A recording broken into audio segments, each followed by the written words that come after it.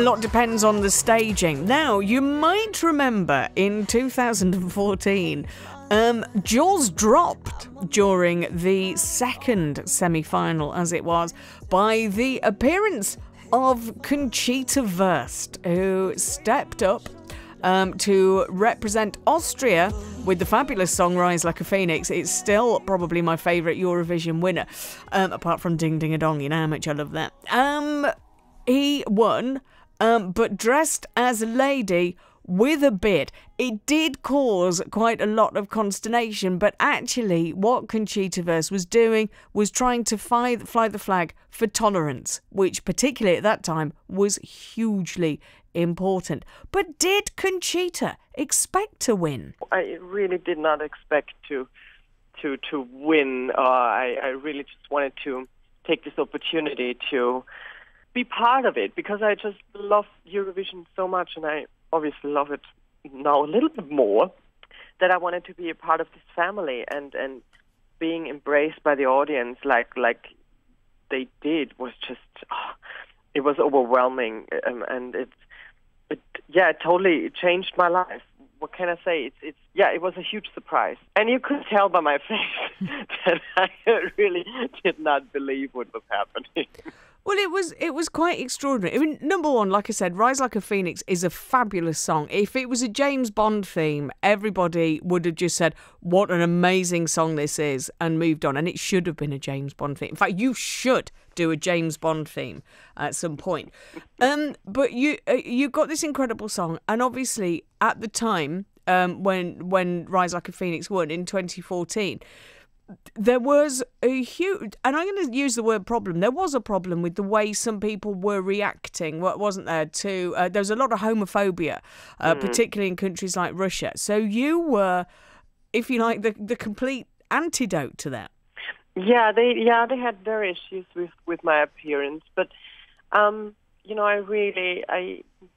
didn't really care, if I'm honest, because I thought, if you think that I'm so relevant that you have to talk about me, then thank you for your attention. Because, I never gave them anything like proper to be mad about. I never was unpolite. I never saying mean things about anybody. So the only thing they had was their, their opinion about my look. And, everybody can have their own opinion. And if they felt the need to say it out loud, well, then thank you for mentioning my name. but that's a beautiful way of looking at it. I think I'm in love with you. So anyway, you had the backdrop of all of this furore, real homophobia in some of the Eastern Bloc countries. And we know you can't win Eurovision without support from right across the board. Trust me, in the UK, we know what it's like to try and win Eurovision without help from the whole of Europe. So for you to come out on top, to be a winner, that wasn't just a great result for you. That's also a brilliant result for people, isn't it? Well, it felt like it to me. It felt important.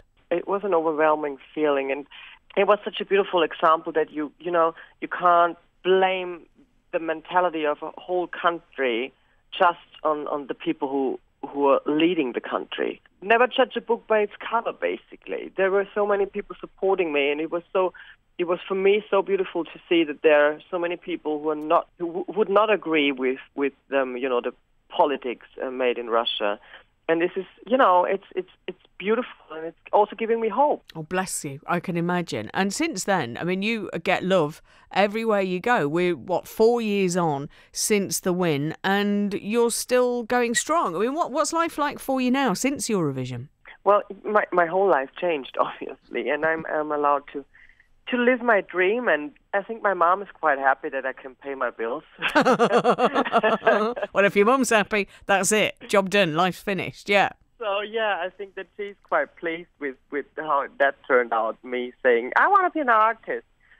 So, yeah, that's really something beautiful to be able to go to work and hardly call it work, because it really does not feel like it. I have a fabulous time, and I'm living my dream, definitely, but I also learned many, many important things. I learned many things about myself. I learned many things about people surrounding me. Everything that happened for me is just not looking back, so much more than just, winning Eurovision. It means so much to me as a human being, and I think that I understand more than ever that you can win Eurovision and you can have this beautiful platform, but you really have to trust yourself. And I just, everybody should really listen to their heart and find themselves and do whatever makes them happy. Here is that winning entry. We'll hear some more from Conchita in just a mo. This is fabulous. That's amazing. And if Conchita hadn't been the bearded lady, everybody would just would have gone, Bond theme, right there. Stunning. The winner in 2014. Now, Conchita, we've all had that conversation. What do you want to be when we grow up? Well, Conchita's parents were just like ours. I said to my parents, I want to become a singer, and they said, okay, you can become a singer, but first you have to learn a proper job. You have to get a job and an education where you actually can earn money. And so I did. So my profession is actually a dressmaker. So if I wouldn't be on stage, I would create clothing. And so I did that, and I finished school, and so my parents were pleased, and then I was allowed to do whatever I want to, and lucky me. You are lucky. I know, and also you've got something to fall back on. And, if I need somebody to take my trousers up, I know who I'm phoning from now on, because you can deal with that. Where did Conchita come from? Where was the moment you had that breakthrough and, thought, do you know what? Bearded lady, this is the future. Actually, that really just happened by mistake, kind of. It was just, I got the offer to host a burlesque show. This would be held weekly.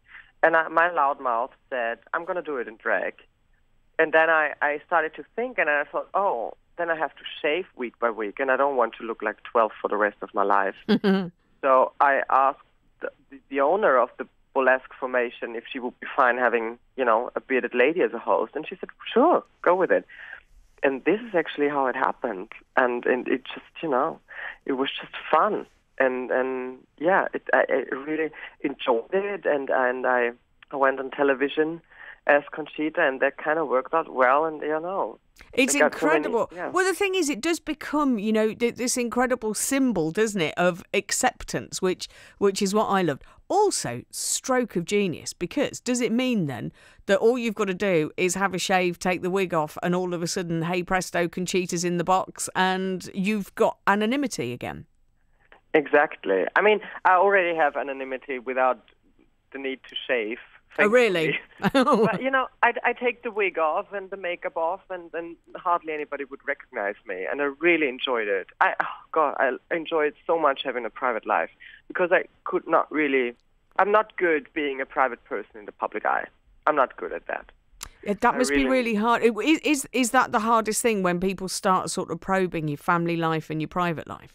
Yeah, I don't really like that, and I still do believe in the good of the people. But I had to learn my lesson, and now I'm definitely more careful. When it comes to Eurovision, then presumably you'll always be part of the Eurovision family. All you need to pop up is once, and you're in there. Does it still mean a lot to you? Yes, definitely.